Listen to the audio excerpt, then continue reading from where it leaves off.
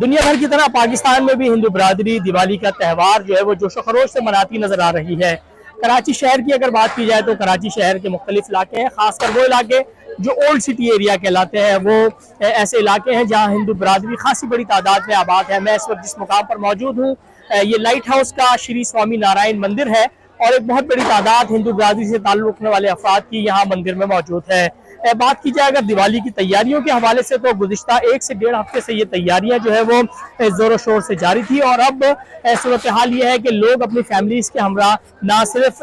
श्री स्वामी नारायण मंदिर बल्कि सोल्जर बाज़ार, क्लिफ्टन और इसके अलावा रंचो लाइन, माड़ीपुर और वो दीगर मुकामात जहाँ पर हिंदू बरादरी आबाद है वहाँ पर दिवाली का त्यौहार मनाती नजर आ रही है। यहाँ जो लोगों से बात हुई है उनका यही कहना है कि वो पाकिस्तान में अपने मजहबी त्यौहार मुकम्मल आज़ादी के साथ मनाते हैं और ना सिर्फ हिंदू बरादरी से ताल्लुक़ रखने वाले अफराद